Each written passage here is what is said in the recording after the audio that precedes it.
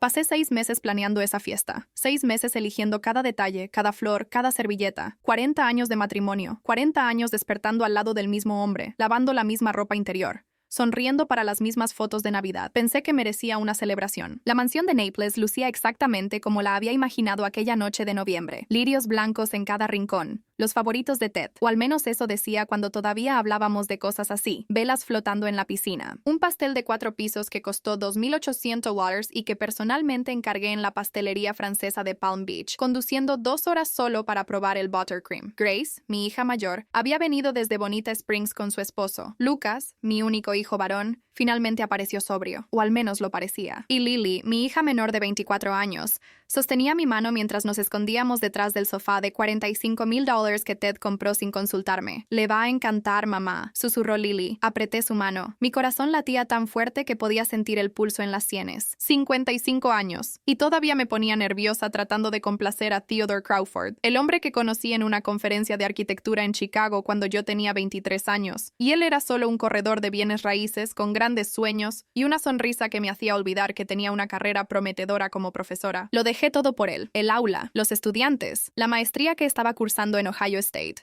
Lo dejé todo porque Ted dijo que me necesitaba a su lado, que juntos construiríamos un imperio. Y lo construimos, o mejor dicho, él lo construyó. Crawford Realty Group. $380 millones en propiedades comerciales y residenciales distribuidas por Florida. Mi contribución: criar a 3 hijos, organizar cenas para inversores, sonreír en fotografías, fingir que no veía los mensajes en su teléfono a las 2 de la madrugada.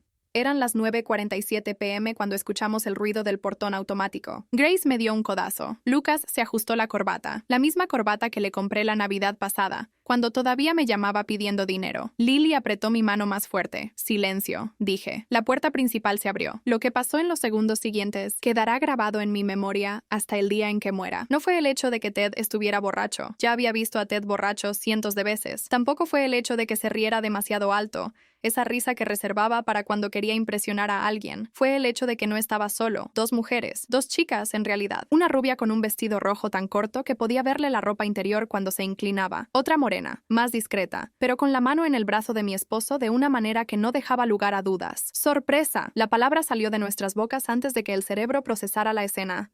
Lily fue la primera en gritar. Grace se levantó de su escondite detrás de la cortina. Lucas se quedó paralizado, con la boca abierta. ¿Y Ted? Ted nos miró como si fuéramos un grupo de intrusos que había entrado en su casa sin permiso. «Oh», dijo.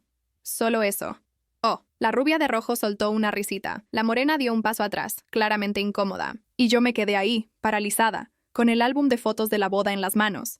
El álbum que había armado durante 6 meses, pegando cada foto a mano, escribiendo leyendas en caligrafía cursiva, reviviendo cada momento de nuestros 40 años juntos.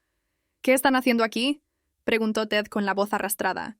«Papá», empezó Grace. «Pregunté qué están haciendo en mi casa». Lily soltó mi mano. Sentí el frío del aire acondicionado por primera vez. 68 grados Fahrenheit. Siempre 68 grados. Porque a Ted le gustaba así. Y lo que Ted quería, Ted lo conseguía. «Es nuestro aniversario de bodas, Ted», dije. Mi voz salió más firme de lo que esperaba. 40 años. Preparé una fiesta sorpresa.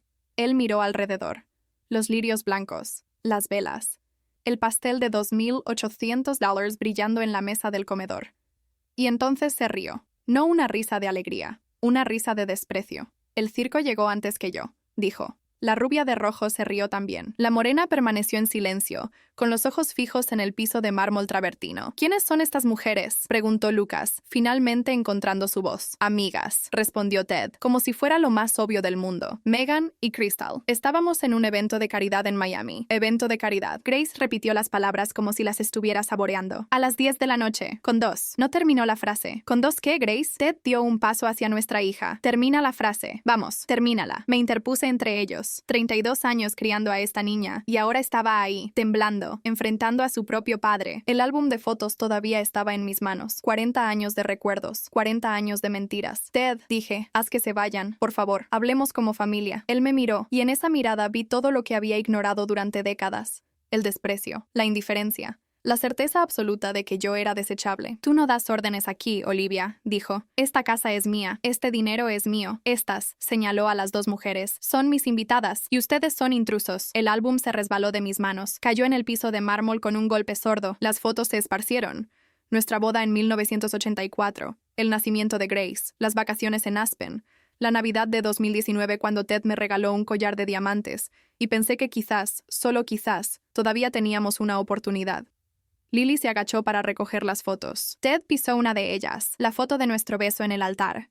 Mientras caminaba hacia el bar, ¿alguien quiere whisky?, preguntó, como si nada hubiera pasado. La pelea que siguió fue la peor en la historia de la familia Crawford. Lucas gritó cosas que nunca pensé escuchar de mi hijo. Grace lloró, y Grace nunca lloraba, ni siquiera cuando se rompió el brazo a los 8 años. Lily se quedó en silencio, recogiendo las fotos del suelo una por una mientras el mundo se derrumbaba a su alrededor. ¿Y las dos mujeres? Se fueron discretamente por la puerta trasera, probablemente hacia un Uber que Ted pagaría al día siguiente con la tarjeta corporativa. A las 11:15 p.m. estaba sola en mi habitación, la habitación que había compartido con Ted durante 40 años, pero que ahora parecía pertenecer a una extraña. Tomé mi teléfono. Necesitaba hablar con alguien. Necesitaba una amiga. Llamé a Diane. Diane había sido mi mejor amiga durante 20 años. Nos conocimos en un club de lectura en Naples cuando las dos todavía fingíamos que nuestros matrimonios eran perfectos. Con el tiempo, dejamos de fingir, al menos entre nosotras. Diane sabía de cada humillación, cada noche solitaria, cada sospecha que tenía sobre Ted, y yo sabía de sus problemas con su esposo, Richard, que la dejó por una secretaria 10 años más joven. El teléfono sonó. 1 vez, 2 veces, 3 veces. Buzón de voz. Extraño. Diane siempre contestaba mis llamadas, incluso a las 11 de la noche, incluso cuando estaba dormida. La amistad no tiene horario, solía decir. Intenté de nuevo. Buzón de voz. Envié un mensaje. Diane, te necesito. Pasó algo terrible. Llámame cuando puedas. El mensaje fue entregado, leído a las 11:22 p.m. Pero Diane no respondió. Todavía no lo sabía, pero había una razón para el silencio de Diane. Una razón que estaba a solo un piso de distancia de mí, en la oficina privada de Ted, donde el olor a puros cohiba se mezclaba con un perfume que conocía muy bien. El perfume de jazmín que Diane usaba desde el día en que nos conocimos. Los siguientes 3 días fueron una nebulosa de silencio y portazos. Ted se mudó a la casa de huéspedes detrás de la piscina. No se disculpó, no explicó nada. Simplemente empacó una maleta y se fue, como si yo fuera la que había hecho algo malo. Grace se quedó conmigo la primera noche, durmiendo en la antigua habitación de Lily. Me tomó de la mano y dijo todas las cosas que las hijas dicen cuando el corazón de sus madres se está rompiendo. Mereces algo mejor. Es un monstruo. Estamos aquí para ti. ¿Pero Lucas? Lucas no dijo una palabra. Al cuarto día descubrí por qué. Estaba en la cocina preparando café, el mismo café que había preparado cada mañana durante 40 años, en la misma máquina que Ted compró en 2015 porque dijo que la vieja hacía el café con sabor a pobreza. La ironía no se me escapaba. Lucas entró, llevaba traje, lo cual era inusual para un martes por la mañana. Su carrera artística nunca había requerido trajes. Su carrera artística nunca había requerido mucho de nada, en realidad, excepto mi dinero. Mamá, tenemos que hablar. Serví 2 tazas. Negro para mí. 2 de azúcar para él, como le gustaba desde los 16. Te escucho. No se sentó. Esa debió haber sido mi primera advertencia. Hablé con papá. ¿Y? Y creo que estás exagerando. La taza de café se detuvo a medio camino de mis labios. ¿Perdón? Mamá, vamos. Llegó a casa con 2 mujeres de una fiesta. No significa nada. Papá siempre ha sido sociable, lo sabes. Lo has sabido durante 40 años. Dejé la taza. Mis manos temblaban, pero mi voz era firme. ¿Sociable? ¿Así es como lo llamamos ahora? Solo digo que quizás no deberías exagerar esto. Papá construyó un imperio. Está bajo mucha presión. A veces los hombres necesitan descomprimirse, descomprimirse. Repetí la palabra como si fuera veneno. Lucas nos llamó intrusos. En nuestra propia casa. Pisó nuestra foto de boda. Estaba borracho, mamá. La gente dice cosas cuando está borracha. Miré a mi hijo. Realmente lo miré por primera vez en años. El traje caro. El corte de pelo de $400. El reloj que costaba más que mi primer auto. Todo pagado por Ted. Todo pagado por el hombre que acababa de humillarme frente a mis hijos. ¿Tu padre te dijo que dijeras esto? Lucas dudó. Solo por un segundo. Pero fue suficiente. No tuvo que decirme nada. Solo estoy tratando de mantener a esta familia unida. Defendiendo al hombre que... Siendo realista, mamá. Su voz se elevó. ¿Quieres el divorcio? Bien. Pero sabes lo que eso significa, ¿verdad? Significa abogados. Significa pelear por dinero. Significa que papá nos corte a todos. ¿Eso es lo que quieres? ¿Que Grace y Lily pierdan su herencia? ¿Que yo pierda todo lo que he construido? ¿Todo lo que has construido? Me reí. No pude evitarlo. Lucas, nunca has construido nada. Nunca has ganado un solo dólar que no viniera de la billetera de tu padre. O de la mía. Las palabras lo golpearon como una bofetada.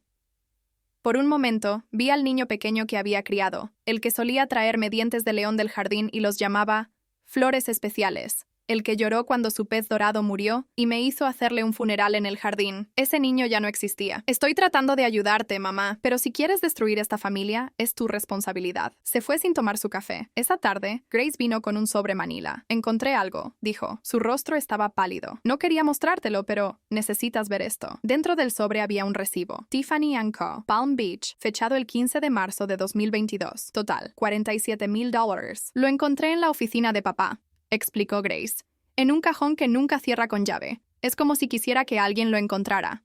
Miré fijamente el recibo. $47,000 por joyas. Joyas que yo nunca había recibido. Hay un nombre, dijo Grace en voz baja. En el recibo de regalo. Miré más de cerca. Y ahí estaba, en elegante cursiva, para Diane. Feliz aniversario. Aniversario. La palabra resonó en mi cabeza. Ted y Diane no tenían un aniversario. Ted y Diane no debían tener nada, pero lo tenían. Durante 5 años, según las fechas en los otros recibos que Grace había encontrado. 5 años de joyas, habitaciones de hotel, cenas en restaurantes que yo nunca había escuchado. 5 años de mi mejor amiga acostándose con mi esposo mientras yo le contaba mis secretos más profundos durante almuerzos en el forno. 5 años del perfume de jazmín en la oficina de Ted que yo había culpado a la señora de la limpieza. Pensé en todas las veces que Diane me había consolado, todas las veces que había dicho, Ted no te merece, todas las veces que me escuchó llorar por sentirme invisible en mi propio matrimonio, mientras ella era la razón por la que me sentía así. Mamá, la voz de Grace parecía lejana. Mamá, ¿estás bien? No estaba bien. No estaba segura de que volvería a estar bien. Pero sabía una cosa. Había terminado de ser la tonta. Grace, dije, mi voz firme por primera vez en días. Necesito que me encuentres un abogado. El abogado de divorcios más despiadado de Florida. Alguien que no le tenga miedo al dinero de tu padre. Grace asintió. Conozco a alguien. Una mujer. Destruyó a un administrador de fondos de cobertura el año pasado. Lo dejó solo con sus palos de golf. Perfecto. Miré el recibo una vez más. $47,000. Eso era más de lo que había gastado en mí misma en la última década combinada. Pero no se trataba del dinero. No realmente. Se trataba de la traición. Las mentiras. Los 20 años de amistad que no significaron nada. Y se trataba del hecho de que, en algún lugar de esta casa, había más evidencia, más secretos, más pruebas de que la vida que creía tener no era más que una ilusión cuidadosamente construida. Iba a encontrar cada pieza, y luego los haría pagar. El cerrajero llegó un miércoles. Estaba en casa de Grace cuando Lily llamó con la voz quebrada. «Mamá, tienes que venir a casa. Ahora».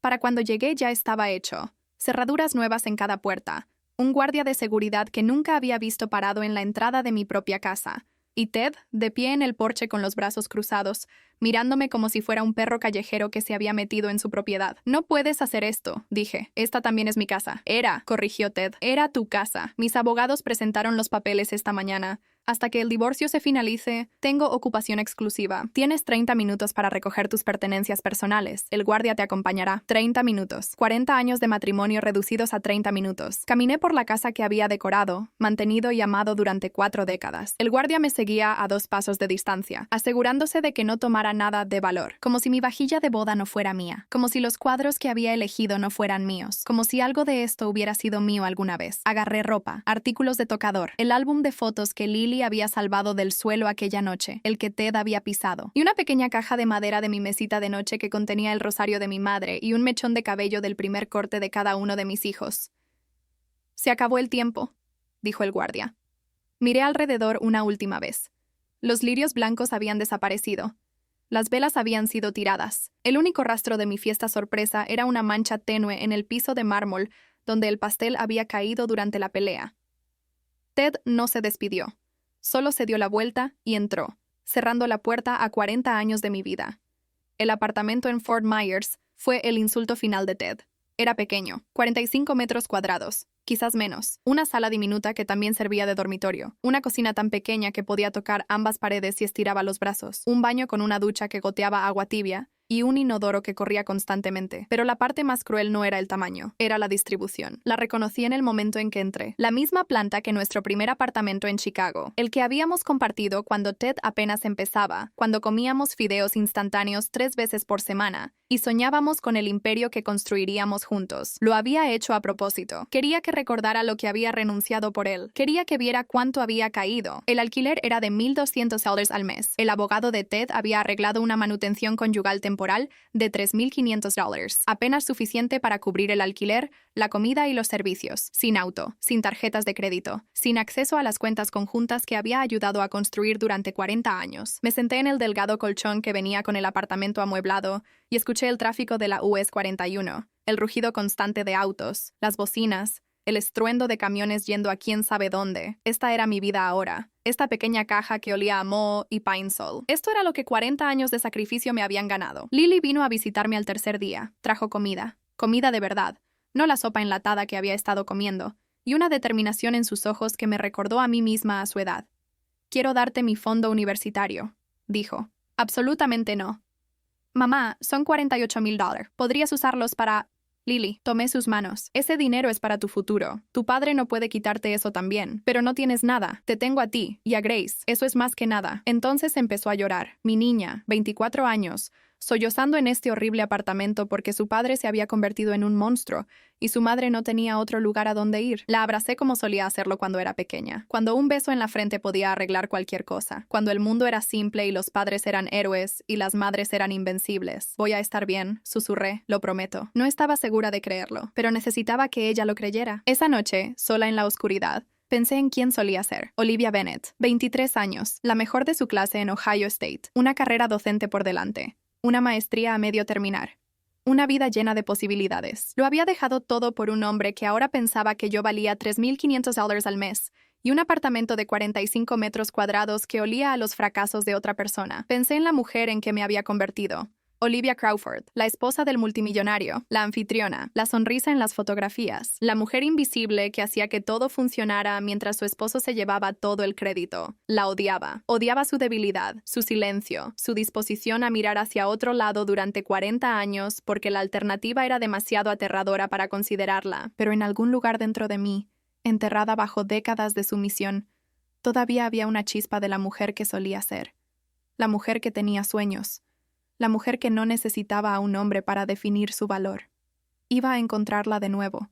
Y cuando lo hiciera, Ted Crawford iba a arrepentirse de haberme subestimado. Al séptimo día, Grace llamó con noticias. «La abogada de la que te hablé quiere reunirse contigo. Mañana. Se llama Patricia Vance y dice que está muy interesada en tu caso». ¿Interesada cómo? Interesada en el sentido de hacer que Ted Crawford pague. Aparentemente ha escuchado historias sobre él. Ha estado esperando a alguien lo suficientemente valiente para enfrentarlo. Valiente. Casi me reí. No me sentía valiente. Me sentía rota, humillada y sola en un apartamento que se burlaba de todo lo que había perdido. Pero también sentía algo más. Algo que no había sentido en años. Ira. Ira real, ardiente y justa. «Dile que estaré ahí», dije. Colgué y miré alrededor de mi pequeño apartamento. El techo manchado de agua, la alfombra que había visto mejores décadas, la ventana que daba a un estacionamiento lleno de autos que costaban menos que los relojes de Ted. Este era el fondo del pozo. Esto era lo más bajo que podía caer, lo que significaba que solo quedaba una dirección, arriba. La oficina de Patricia Vance estaba en el piso 34 de una torre de cristal en el centro de Miami, el tipo de edificio donde los ascensores tocaban música clásica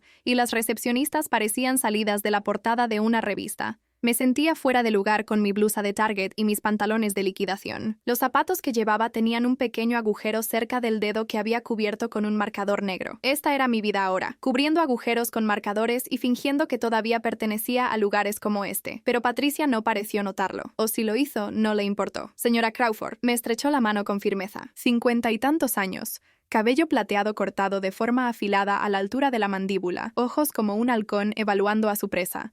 Su apretón de manos era del tipo que significaba negocios, sin tonterías, sin movimientos desperdiciados. «He estado esperando a alguien como usted durante mucho tiempo. ¿Alguien como yo? Alguien dispuesta a enfrentar a Ted Crawford». Me indicó que me sentara en una silla de cuero que probablemente costaba más que 3 meses de mi alquiler en Fort Myers. Su esposo tiene una reputación en esta ciudad, despiadado en los negocios, intocable en los tribunales. 3 mujeres han intentado divorciarse de él antes que usted. Parpadeé. ¿3? Solo estuvo casado una vez antes que conmigo, con Helen. Ella murió en 1990. Patricia sonrió. No era una sonrisa cálida. Era la sonrisa de alguien que conocía secretos y disfrutaba revelándolos en el momento preciso. Oficialmente sí, un matrimonio antes que usted. Pero hubo otras 2 mujeres durante su matrimonio que iniciaron procedimientos de divorcio y luego se retiraron. Expusieron aventuras que Ted logró enterrar. Ambas llegaron a acuerdos fuera de los tribunales por centavos. Ambas firmaron acuerdos de confidencialidad tan herméticos que no pueden ni confirmar el segundo nombre de Ted sin arriesgarse a una demanda. Ambas desaparecieron de Florida por completo. ¿Qué les pasó? Ted les pasó. Patricia se reclinó en su silla. Tiene un equipo de abogados cuyo único trabajo es hacer que los problemas desaparezcan. 7 abogados a sueldo, cobrando $800 la hora cada uno, cuyo único propósito es enterrar a la gente en papeleos, deposiciones, mociones, contramociones, solicitudes de descubrimiento de cada recibo que hayas firmado. Agotan recursos, amenazan a familias, desentierran cada momento vergonzoso de tu pasado y se aseguran de que termine en la prensa. Hizo una pausa,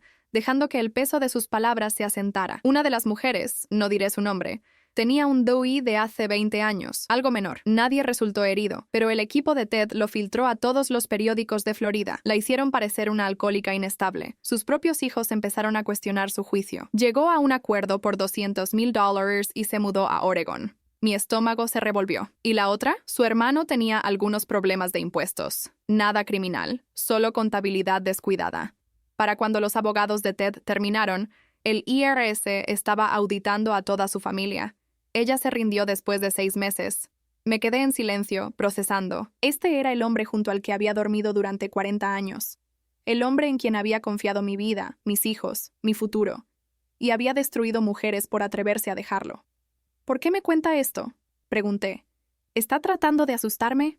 Todo lo contrario. Patricia se inclinó hacia adelante, sus ojos de halcón brillando. Le cuento esto porque necesita entender a qué se enfrenta y porque quiero que sepa que he estado estudiando a Ted Crawford durante 12 años. 12 años, señora Crawford. Esperando el caso correcto, la clienta correcta, alguien con suficiente munición para realmente ganar. ¿Y cree que soy yo? Lo sé. Deslizó una carpeta sobre su escritorio, porque encontré algo que sus otras víctimas no tenían. La carpeta contenía una copia de mi acuerdo prenupcial, el mismo documento que había firmado hace 31 años en la oficina del abogado de Ted. Mientras Ted sostenía mi mano y me decía que era solo una formalidad. Tenía 24 años. Estaba enamorada, segura de que nunca necesitaría un acuerdo prenupcial porque Ted y yo estaríamos juntos para siempre. Su abogado me había apresurado a través de las páginas, señalando líneas de firma, diciéndome que no me preocupara por los detalles. Y no lo hice. Firmé donde me señalaba y nunca leí una sola palabra. Vaya a la página 47, dijo Patricia. Sección 14, párrafo 3. Encontré la sección. El lenguaje era denso, lleno de jerga legal que se mezclaba, pero Patricia había resaltado un pasaje en amarillo. En caso de infidelidad marital comprobada por cualquiera de las partes, el cónyuge perjudicado tendrá derecho al 60% de todos los bienes maritales acumulados durante el matrimonio, reemplazando todas las demás cláusulas de distribución contenidas en el presente documento. Lo leí 2 veces, 3 veces. 60%, susurré. 60% de todo, no 50, 60. La voz de Patricia era calmada, pero podía escuchar el triunfo debajo. Ted estaba tan seguro de que nunca descubrirías sus aventuras, o de que estarías demasiado asustada para actuar, que firmó un contrato garantizando tu victoria. Su propia arrogancia va a destruirlo. 60% de 380 millones. Eso eran 228 millones. Más dinero del que podía comprender. Más de lo que jamás necesitaría. Pero necesito pruebas, dije. Pruebas reales, no solo recibos de joyerías. Ahí es donde se pone interesante. Patricia sacó una segunda carpeta, más gruesa que la primera. Tengo un investigador privado, el mejor de Florida. Ha estado construyendo un expediente sobre Ted durante 3 años. Pro bono, debo añadir, porque tiene sus propias razones para querer ver a Ted Crawford caer. Abrió la carpeta y esparció el contenido sobre su escritorio. Su amiga Diane ha estado recibiendo pagos mensuales de una empresa fantasma llamada Jasmine Holdings LLC. $15,000 al mes, depositados como reloj el primero de cada mes durante los últimos 5 años. Eso es $900,000, señora Crawford. La empresa está registrada en las Islas Caimán, pero el beneficiario final, rastreado a través de 4 capas de estructuras corporativas, es el contador personal de Ted, Martin Reeves, Jasmine Holdings, como su perfume. Ted ni siquiera se molestó en ser sutil. Hay más. Patricia desplegó fotografías, registros de check-in de hoteles, manifiestos de vuelos, estados de tarjetas de crédito, el Ritz-Carlton Hilton en Palm Beach, el Four Seasons en Orlando, una villa privada en las Bahamas que Ted supuestamente usa para retiros de negocios. Su esposo ha sido muy descuidado, señora Crawford, o muy arrogante. Basándome en lo que sé de él, probablemente ambas cosas. Miré las páginas, fechas y horas, números de habitación, cargos detallados por champán y servicio a la habitación, y masajes para parejas. 5 años de traición documentados en blanco y negro, tan minuciosamente que a un jurado le tomaría unos 30 segundos llegar a un veredicto. Pero entonces vi algo que me hizo detenerme. Un nombre en uno de los documentos, un nombre que no reconocía. Helen Crawford. ¿Quién es esta? Señalé el nombre. La primera esposa de Ted se llamaba Helen, pero murió en 1990, antes de que yo lo conociera. La expresión de Patricia cambió, algo entre satisfacción y simpatía. Eso es lo otro que necesito decirle, señora Crawford. Quizás lo más importante. Sacó un documento final, una fotografía de una mujer de cabello plateado parada frente a una casa modesta. La primera esposa de Ted, Helen, la mujer que supuestamente murió en un accidente de auto hace 33 años. Supuestamente, está viva, viviendo en Sarasota bajo el nombre de Helen Mitchell. Mi investigador la encontró la semana pasada. Tiene 60 años, está saludable y definitivamente no está muerta. La habitación empezó a girar. Me aferré a los brazos de la silla para estabilizarme. Ted me había dicho que Helen murió en un accidente de auto en la I-75. Un conductor ebrio, dijo. Murió instantáneamente. Me había mostrado su certificado de defunción. Recordaba el documento, el sello oficial, la causa de muerte escrita en frío lenguaje burocrático. Me había llevado a su tumba en un cementerio en Tampa. Había llorado en esa tumba en el aniversario de su muerte cada año durante la primera década de nuestro matrimonio. Eso es imposible, susurré. Vi su certificado de defunción. Visité su tumba. El certificado de defunción fue falsificado. La tumba está vacía, o más bien, contiene los restos de otra persona. Una mujer sin identificar de una morgue en Georgia. La voz de Patricia era gentil ahora. Ted le pagó a Helen 12 millones para desaparecer. Falsificó su muerte. Creó una identidad completamente nueva para ella. Ha estado viviendo a 45 minutos de ti durante más de 30 años. ¿Pero por qué? ¿Por qué haría eso? Porque Helen sabía cosas sobre cómo Ted realmente hizo su primera fortuna. Cosas que podrían destruirlo si alguna vez se hicieran públicas. Patricia cerró la carpeta. No quiso decirle a mi investigador qué eran esas cosas, pero dijo que estaría dispuesta a hablar contigo, de mujer a mujer, de esposa a esposa. Conduje a Sarasota a la tarde siguiente. El GPS me llevó a una calle tranquila en un vecindario de clase media. Casas estilo rancho con jardines ordenados, banderas americanas colgando de los porches. El tipo de lugar donde la gente saluda a sus vecinos y conoce los nombres de todos. La casa de Helen Mitchell era amarillo pálido con persianas blancas. Un jardín lleno de rosas florecía en el patio delantero. Rojas, rosadas, blancas, amarillas. Estaba arrodillada en la tierra cuando llegué, usando guantes de jardinería y un sombrero de ala ancha. Levantó la vista cuando me acerqué. Cabello plateado, ojos cansados. El tipo de rostro que había visto demasiado y había aprendido a ocultarlo detrás de una sonrisa agradable. «Debes ser Olivia», dijo. «Te estaba esperando. ¿Sabía que vendría?» «Sabía que alguien vendría eventualmente». Se levantó, sacudiendo la tierra de sus rodillas. Ted siempre encuentra otra mujer que cree sus mentiras, otra mujer que piensa que es especial. Me miró con algo parecido a la lástima. ¿Cuánto tiempo estuviste casada? 40 años. Helen dejó escapar un silbido bajo. Eso es más de lo que esperaba. Debe haber mejorado en ocultar las cosas. Señaló hacia la casa. Entra, prepararé té y luego te contaré todo. Su sala era modesta pero cómoda. Sofá floral, fotos familiares en las paredes, pero ninguna foto de Ted, noté. Un gato dormido en un rayo de sol. Helen me dio una taza de té y se sentó frente a mí. Estuve casada con Ted durante 7 años, comenzó. Tenía 19 cuando nos conocimos. Era encantador, ambicioso. Me hacía sentir el centro del universo. ¿Conoces la sensación? Asentí. La conocía exactamente. Los primeros años fueron buenos, o eso pensaba. Luego empecé a notar cosas. Dinero que venía de lugares que no podía explicar. Llamadas nocturnas de las que no me hablaba. Socios comerciales que parecían más criminales que empresarios. Hizo una pausa mirando fijamente su té. En 1989 encontré un maletín en su oficina. Estaba cerrado con llave, pero sabía dónde guardaba la llave. Adentro, había documentos, escrituras de propiedades de las que nunca había oído, estados de cuenta de bancos en otros países y fotos. ¿Fotos de qué? De un incendio en un almacén en Jacksonville, 1987. 3 personas murieron en ese incendio. Un guardia de seguridad y 2 vagabundos que habían estado durmiendo adentro. La causa oficial fue cableado defectuoso, pero las fotos en el maletín de Ted, negó con la cabeza, fueron tomadas antes de que el fuego comenzara, y Ted estaba en ellas, parado afuera del almacén, sonriendo. Mi sangre se heló. ¿Estás diciendo que Ted? Estoy diciendo que el almacén estaba asegurado por 4 millones. Estoy diciendo que Ted cobró cada centavo. Estoy diciendo que 3 personas murieron para que él pudiera hacer su primera fortuna real. Helen dejó su taza. Cuando lo confronté, no lo negó. Solo me miró con esos ojos fríos y dijo, Helen, tienes dos opciones. Puedes tomar 12 millones y desaparecer, o puedes quedarte y ver qué les pasa a las personas que me amenazan. Entonces desapareciste. Tenía 26 años. Estaba aterrorizada y honestamente rió amargamente. 12 millones era más dinero del que jamás había soñado, así que lo tomé. Dejé que falsificara mi muerte. Me mudé aquí, cambié mi nombre, empecé de nuevo. Y he pasado 33 años preguntándome si tomé la decisión correcta. Me quedé en silencio, tratando de procesar lo que acababa de escuchar. El hombre con el que me había casado, el padre de mis hijos. ¿Un asesino? ¿Tienes alguna prueba? Finalmente pregunté. ¿Las fotos? ¿Los documentos? Helen negó con la cabeza. Ted se llevó todo, pero puede que todavía haya copias. Es paranoico. Guarda registros de todo, por si alguien intenta traicionarlo. En algún lugar de esa mansión hay una caja fuerte o un escondite con cada secreto que ha querido enterrar. Pensé en la mansión, la casa en la que había vivido durante décadas, la oficina a la que nunca me permitieron entrar.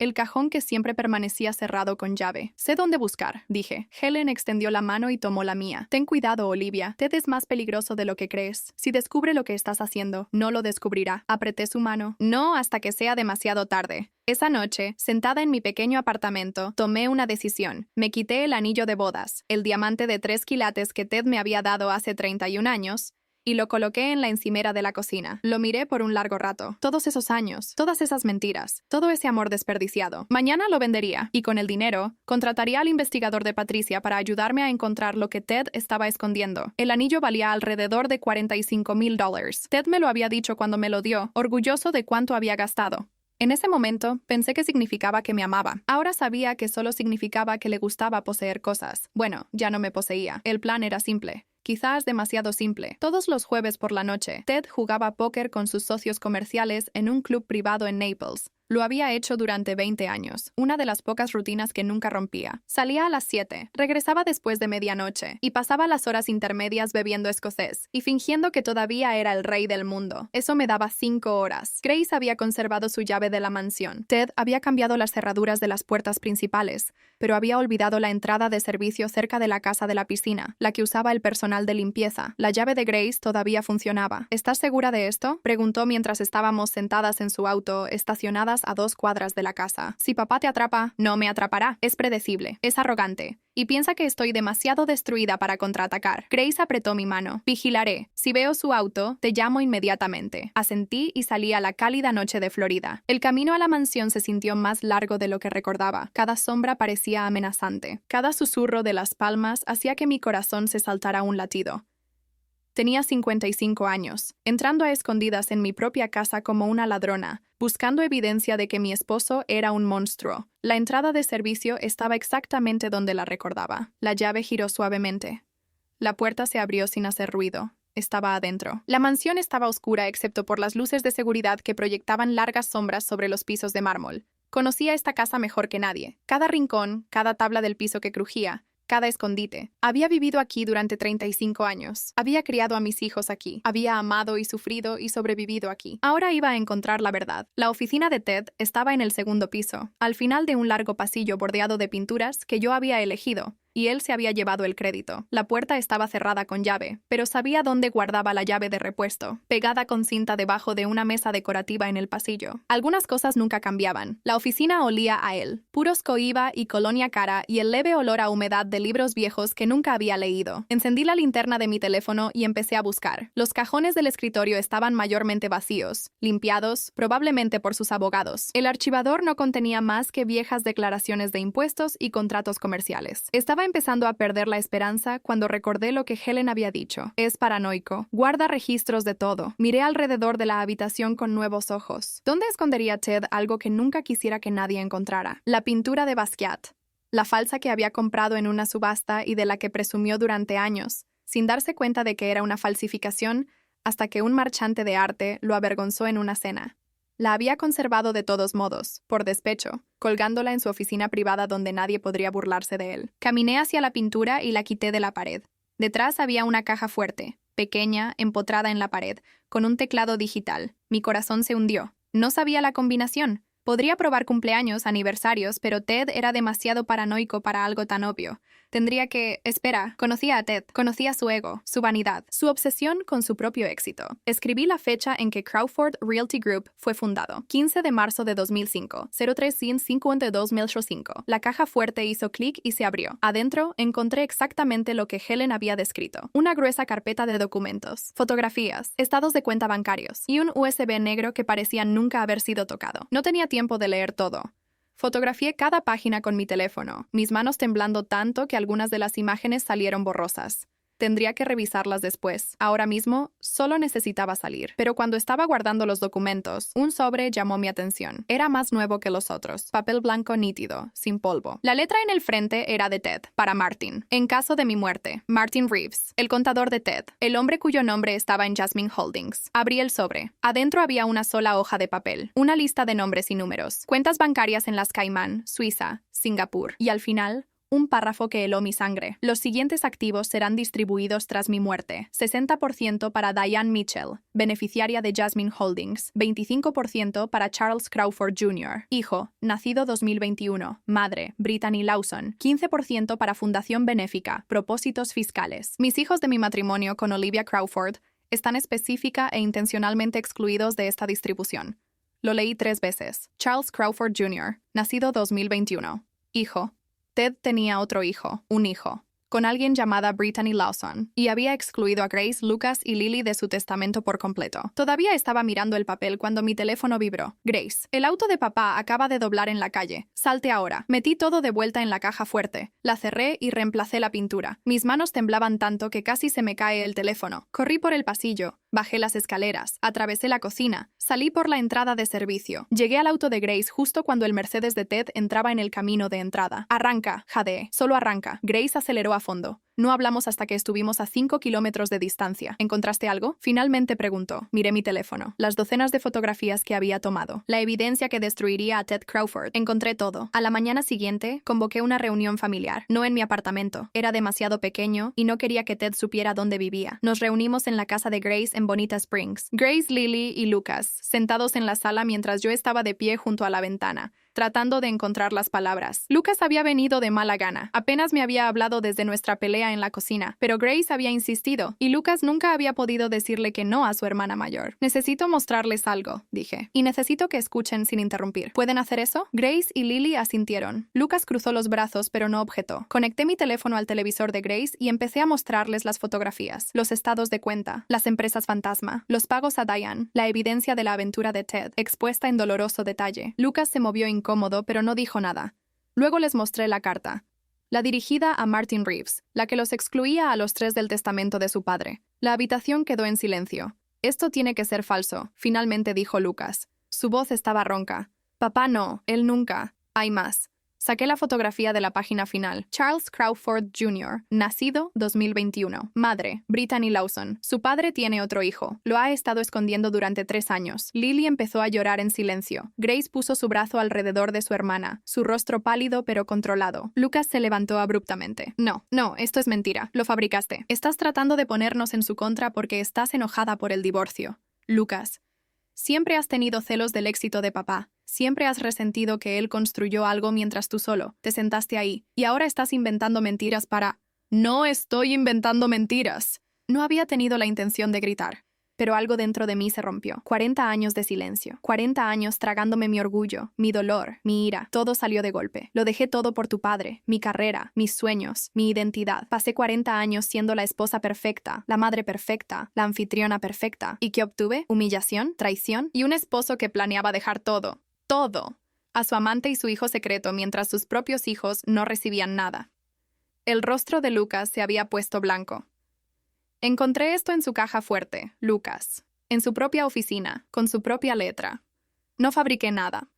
Tu padre hizo esto, tu padre planeó esto, y si no me crees, puedes preguntarle tú mismo. La habitación estuvo en silencio por un largo momento. Entonces Lucas sacó su teléfono. ¿Qué estás haciendo?, preguntó Grace, llamando a papá. La conversación duró 12 minutos. No podíamos escuchar lo que Ted estaba diciendo, pero podíamos ver el rostro de Lucas. ¿Cómo cambió de desafío a confusión a incredulidad a algo que parecía como si todo su mundo se estuviera derrumbando. Cuando colgó, no habló por casi un minuto. Solo se quedó ahí, mirando su teléfono como si lo hubiera traicionado. No lo negó, finalmente dijo Lucas. Su voz era apenas un susurro. Le pregunté sobre el testamento, sobre el otro niño, sobre Diane, y no negó nada. ¿Qué dijo?, preguntó Lily. Lucas se rió. Fue el sonido más doloroso que había escuchado en mi vida. Dijo que yo era débil. Dijo que era igual que mi madre. Dijo que si no podía entender que un hombre necesita proteger su legado con alguien que lo merezca, entonces nunca fui realmente su hijo. Me miró, y por primera vez en meses vi a mi niño pequeño de nuevo, el que me traía dientes de león, el que lloró en el funeral de su pez dorado, el que pensé que había perdido para siempre. Mamá, dijo con la voz quebrada, lo siento mucho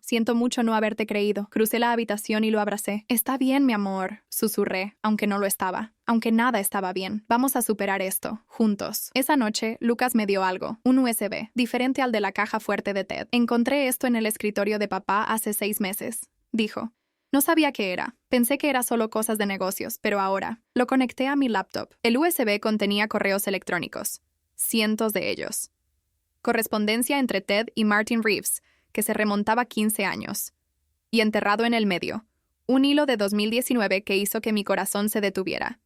Ted había instruido a Martin para crear un plan de contingencia en caso de que Lucas alguna vez se convirtiera en un problema. El plan involucraba fabricar evidencia de que Lucas había cometido fraude, alterando documentos, poniendo fechas anteriores en firmas, y usarlo para destruir su carrera y su credibilidad si alguna vez se ponía del lado contrario a Ted. Iba a incriminarme, dijo Lucas, con la voz vacía. Mi propio padre iba a incriminarme por un crimen que no cometí, solo por si acaso no hacía lo que él quería. Cerré la laptop. Ya no más, dije. Ahora tenemos todo lo que necesitamos. Mañana llamaría a Patricia Vance. Mañana comenzaríamos el proceso de desmantelar el imperio de Ted Crawford. Pero esta noche abracé a mi hijo y lo dejé llorar. Y por primera vez en meses, sentí algo que pensé que había perdido para siempre: esperanza. Patricia Vance lo llamó la opción nuclear. 3 semanas después de que le entregué la evidencia de la caja fuerte de Ted, presentó la demanda de divorcio en mi nombre con una queja de 47 páginas que se leía como una acusación criminal: infidelidad, activos ocultos, ocultación fraudulenta, incumplimiento del deber fiduciario, y adjuntos como exhibiciones, cada fotografía, cada estado de cuenta, cada documento incriminatorio que había fotografiado en la oficina de Ted. La cláusula de infidelidad del acuerdo prenupcial fue invocada en la página 1, 60% de 380 millones. Ese era mi derecho legal, pero Patricia quería más. No solo vamos a tomar su dinero, me dijo en su oficina, esparciendo documentos sobre su escritorio como un general planeando una guerra. Vamos a desmantelar su reputación, sus relaciones comerciales, su sentido de invencibilidad. Para cuando terminemos, Ted Crawford no podrá conseguir una mesa en Applebee's, mucho menos cerrar un negocio inmobiliario en este estado. Debería haberme sentido culpable. Quizás la vieja Olivia lo habría sentido. La Olivia que pasó 40 años manteniendo la paz, suavizando conflictos, poniendo excusas para un hombre que no las merecía. Pero esa Olivia estaba muerta. Había muerto en un pequeño apartamento en Fort Myers, rodeada del olor a moho y el sonido del tráfico, mirando un techo manchado de agua y preguntándose cómo había desperdiciado toda su vida. La mujer que emergió de ese apartamento era alguien nuevo. Alguien más duro. Alguien que finalmente había aprendido que la bondad sin límites es solo otra palabra para la autodestrucción. Hazlo, dije. Todo. La respuesta de Ted fue predecible. Contrató a un equipo de 7 abogados, el mismo equipo sobre el que Patricia me había advertido. Presentaron moción tras moción, tratando de retrasar, de ofuscar, de enterrarnos en papeleos. Exigieron declaraciones de todos los que yo había conocido. Citaron mis registros médicos, mis estados de cuenta bancarios, mis correos electrónicos de los últimos 20 años. Incluso intentaron tomar declaración a Helen Mitchell. Eso fue un error. Helen, resultó, había estado esperando 33 años por una oportunidad de contar su historia. Cuando los abogados de Ted aparecieron en su puerta con una citación, no se escondió, no huyó. Sonrió, los invitó a pasar a tomar té y luego pasó 4 horas declarando exactamente cómo Ted había construido su imperio. El incendio del almacén en Jacksonville, el fraude al seguro, las 3 personas que murieron para que Ted pudiera cobrar 4 millones. No podía probarlo. La evidencia había desaparecido hace mucho, pero su testimonio fue suficiente para poner muy nerviosos a los abogados de Ted. De repente, los retrasos cesaron. Las mociones fueron retiradas. El abogado principal de Ted llamó a Patricia para discutir un acuerdo razonable. Está asustado, me dijo Patricia. Por primera vez en su vida, Ted Crawford está genuinamente asustado. Bien, las negociaciones del acuerdo tuvieron lugar en una sala de conferencias en el piso 40 de un rascacielos de Miami, ventanas del piso al techo con vista a la bahía Biscayne, una mesa de caoba que probablemente costaba más que mi apartamento, y al otro extremo, sentado entre sus abogados como un rey en un trono que se derrumba. Ted se veía más viejo de lo que recordaba, más canoso. La arrogancia todavía estaba ahí, pero era frágil ahora, como una máscara que ya no encajaba del todo. No me miró cuando entré. Miraba fijamente la mesa, la mandíbula tensa, las manos entrelazadas frente a él. Me senté frente a él. Patricia a mi izquierda, Grace, Lucas y Lily detrás de mí. Un frente unido, por primera vez en meses. Hagamos esto rápido, dijo el abogado de Ted. Mi cliente está preparado para ofrecer a la señora Crawford un acuerdo de 95 millones, más la residencia de Naples, más manutención conyugal continua de... No. La palabra vino de mí. Todos se voltearon. ¿No? El abogado de Ted arqueó una ceja. 95 millones es una oferta extremadamente generosa. No quiero la residencia de Naples. Mantuve mi voz firme. No quiero nada que me recuerde a él. Quiero los 95 millones en activos líquidos. Quiero la propiedad completa del inmueble en Bonita Springs, que fue comprado con fondos maritales. Y quiero el apartamento en Fort Myers. Ted finalmente levantó la vista. ¿El apartamento? ¿Ese cuchitril? ¿Por qué querrías? Porque tengo planes para él. Me miró fijamente, tratando de leer mi expresión. No le di nada. Patricia sonrió. Creo que podemos trabajar con eso. El divorcio se finalizó un martes de abril. Firmé los papeles en la oficina de Patricia, con Grace y Lily como testigos. Lucas también estaba ahí, de pie junto a la ventana, mirando el horizonte de Miami. Había estado callado durante semanas, procesando, creo, tratando de reconciliar al padre que creía conocer con el monstruo que había descubierto. ¿Cómo te sientes?, preguntó Grace mientras dejaba el bolígrafo. Lo pensé. Durante 40 años había sido Olivia Crawford, la esposa de Ted, el accesorio del multimillonario, la mujer que sonreía en las fotografías